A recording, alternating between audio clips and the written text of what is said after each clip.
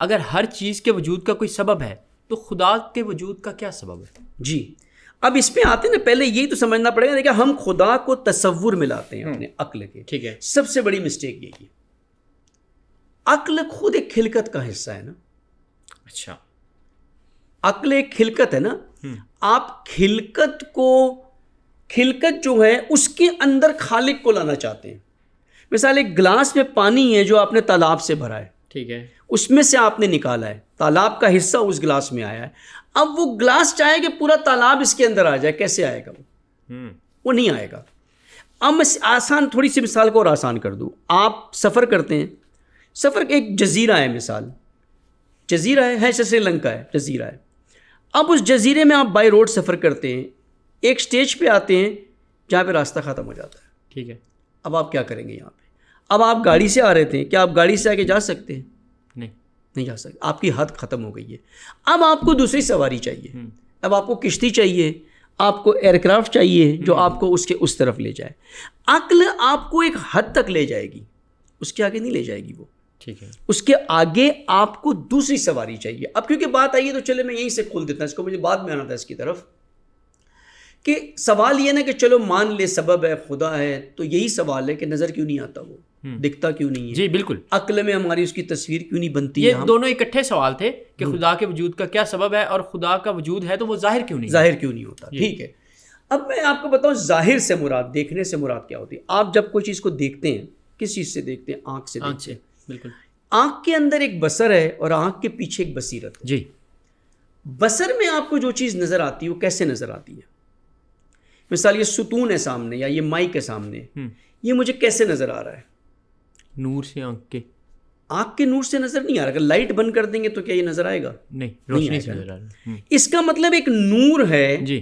وہ نور جب وجود میں آتا ہے تو آپ کو یہ شے جو موجود ہے، ٹھیک ہے، وہ آپ کو نظر آنے لگتی ہے. اوکے. وہ آپ کے بصر میں آ جاتی ہے. اگر نور کٹ آف ہو گیا تو شے اپنی جگہ ہے، آپ کو نظر نہیں آ رہی ہے، کیونکہ آپ کو دیکھنے کے لیے نور چاہیے. اور یہ جو نور ہے، جو سورج کی روشنی مثال کے طور پہ مان لیں، لائٹ آرٹیفیشل لائٹ کو چھوڑ دیں، یہ نور بہت ہی کمزور نور ہے. ٹھیک ہے. یہ آپ کو آواز نہیں سنا سکتا، صرف آنکھوں کو دکھا سکتا ہے. اور اچھا آنکھوں کو اس نے یہ دکھا تو دیا. اب مثال ایک بچہ ہے یہاں پہ، اس کو یہ دکھا دیا، آپ نے سامنے رکھ دیا، اس کو نہیں پتا یہ مائک ہے. ٹھیک ہے. اب اس کو نظر آ گیا ہے کہ یہ کچھ ہے، لیکن کیا ہے یہ کیسے پتا چلے گا؟ یہ اس کے آگے ایک اور لیول کا نور چاہیے، وہ ہے علم کا نور. العلم النور. علم کا نور سے مراد یہ روشنی نہیں. جب نور لفظ آتا ہے نا، ہمارے ذہن میں لائٹ آ جاتی ہے. روشنی نہیں ہے نور. نور اس شے کو کہتے ہیں جو کسی حقیقت کو واضح کرے، اس کو دکھائے. اللہ نور السماوات فی الارض. اللہ حقیقت کو دکھاتا ہے آپ کو نور. وہ نور کیا ہے؟ وہیں تک پہنچنا ہے ہمیں. اللہ نور ہے. اللہ ہم چاہ رہے ہیں کہ عقل میں آ جائے، وہ نہیں آ سکتا، کیونکہ عقل کو ایک نور آنکھوں کا ہے جو ایک رک گیا آ کے ایک سٹیج پہ، مجھے نہیں پتا کیا ہے. اب جب تک آپ کے پاس علم نہیں ہوگا اس چیز کا، آپ اس کی حقیقت تک نہیں پہنچ سکتے. بہت سی چیزیں آپ دیکھتے ہیں، آپ کو نہیں پتا چلتا یہ کیا ہے. آپ کو کوئی بتائے گا کہ یہ ہے تو آپ کو پتا چلے، یعنی آپ کو علم دے گا اس کا. یعنی عقل کے اندر علم بھی ایک نور ہے جو حقیقت کو واضح کرتا ہے. اب عقل بھی ہر چیز کو واضح نہیں کر سکتی آپ کے اوپر.